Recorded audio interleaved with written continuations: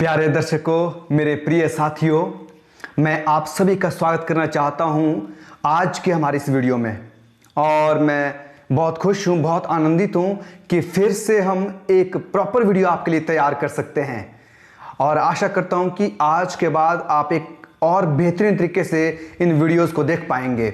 और आज इस वीडियो में जो वास्तविक सवाल का वास्तविक जवाब मैं आपके पास लेकर आया हूं, वो सवाल है, परमेश्वर का वचन कहता है, जब हम पढ़ते हैं परमेश्वर के वचन में तो हमें यह सवाल मिलता है, परमेश्वर ने शैतान को नष्ट क्यों नहीं किया जब उसने पाप किया और पाप की समस्या का अंत कर दिया। यह सवाल आपके और मेरे लिए बहुत जरूरी है जानना। बहुत सारे लोग इस सवाल को पूछते हैं कि परमेश्वर ने उस समय शैतान को समाप्त क्यों नहीं कर दिया, उसे खत्म क्यों नहीं कर दिया जब उसने पाप किया था। तो आइए इस सवाल के जवाब को जानते हैं कि परमेश्वर का वचन हमसे क्या कहता है। सबसे पहले हम यह जानते हैं कि परमेश्वर हमारा सृष्टिकर्ता है और उसने इस दुनिया की सृष्टि प्रेम से की। प्रेम के द्वारा परमेश्वर ने हर एक जन को बनाया। हम जिस परमेश्वर की हम उपासना करते हैं, जिस परमेश्वर की हम आराधना करते हैं, जिस परमेश्वर को हम स्तुति देते हैं, वो परमेश्वर प्रेम का परमेश्वर है। उस परमेश्वर ने मोहब्बत में हम सबको बनाया। अगर आप परमेश्वर के वचन में पढ़ें, पहला यूहन्ना उसका 4 अध्याय उसकी 18 आयत, आइए पढ़ते हैं। पहला यूहन्ना उसका 4 अध्याय उसकी 18 आयत, यहां इस प्रकार से लिखा गया है। परमेश्वर के वचन जब हम पढ़ते हैं, प्रेम में भय नहीं होता, वरन सिद्ध प्रेम भय को दूर कर देता, क्योंकि भय से कष्ट होता है और जो भय करता है वह प्रेम में सिद्ध नहीं हुआ।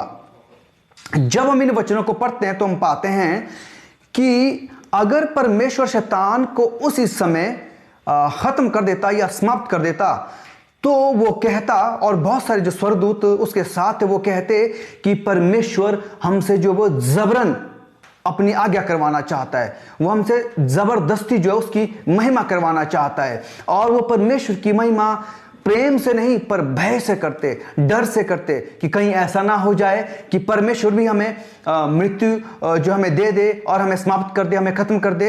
इसी सोच को लेकर परमेश्वर ने शैतान को खत्म नहीं किया और उसे मौका दिया कि वो उसकी अपनी सरकार बना सके, अपना राज्य वो कर सके और लोग खुद पहचान सके कि शैतान का जो राज्य है वो कितना ही भयभीत है, कितना ही भयंकर है, कितना ही भयावह है, कि जिसमें ना तो शांति ना सुकून, कुछ भी हमें नहीं मिलेगा।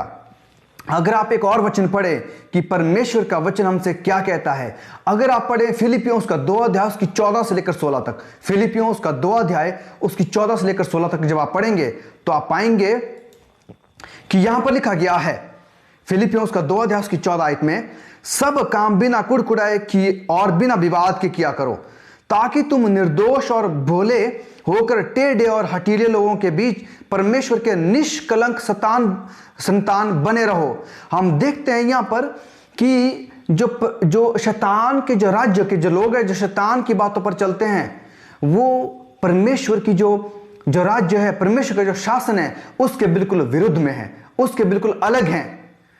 जहां शैतान के राज्य में लड़ाई झगड़ा विरोध ये सब बातें हैं, वहां पर शैतान के राज्य में शांति, दया, विनम्र, करुणा, संयम, ये सब बातें हैं।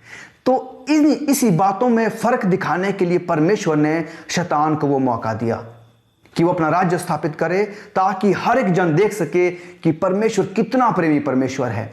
और इस सब से बढ़कर, इन सब बातों से बढ़कर, अगर हम यूहन्ना उसका 15 अध्याय उसकी 13 आयत पढ़े, यूहन्ना उसका 15 अध्याय उसकी 13 आयत पढ़े, यहां पर हम परमेश्वर के वचन की वो बात जो हम कहीं भी नहीं पा सकते, शैतान के राज्य में भी नहीं पा सकते, यहां पर हम वो पढ़ सकते हैं। यूहन्ना उसका 15 अध्याय उसकी 13 आयत में लिखा गया है, इससे बड़ा प्रेम किसी का नहीं कि कोई अपने मित्रों के लिए अपना प्राण दे। उसी प्रेम की वजह से, जिस प्रेम की वजह से परमेश्वर ने अपने बेटे को हमें दे दिया और उसने अपनी जान हम लोगों के लिए दे दी, शैतान ऐसा नहीं कर सकता था। शैतान अपनी जान हमारे लिए नहीं दे सकता, पर वो दूसरों की जान ले सकता। जैसे हम आज देखते हैं कि लड़ाइयों में कितनी जानें चली जाती हैं, युद्ध में, और एक दूसरे के जो हम जो नफरत करते हैं उसमें कितनी जानें चली जाती है।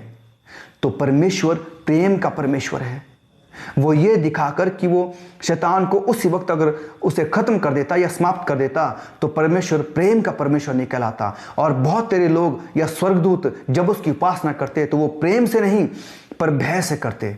और परमेश्वर ये नहीं चाहता कि हम उसकी उपासना भय से करें, पर हम उसकी उपासना प्रेम से करें और प्रेम से उसके करीब होते चले जाएं। मेरे प्रिय दर्शकों, मैं आशा करता हूं कि आप आज के सवाल के जवाब को पा चुके होंगे और समझ चुके होंगे। तो आइए हम यूं ही परमेश्वर के वचन में बने रहें और उसके वचन की सच्ची बातों को जान सके। हम परमेश्वर की बातों को ना जाने पर सच्चाई को जानें, जो परमेश्वर के वचन की सच्चाई है।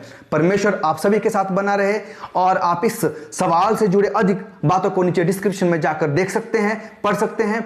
और आप इसे सब्सक्राइब करना ना भूलें और इस पर कमेंट करें, अपने सवाल पूछें और इसको दूसरों के साथ साझा करें ताकि बहुत सारे लोग सच्चाई के वचनों को जान सके। परमेश्वर की आशीष आप पर बहुत आयत से बनी रहे।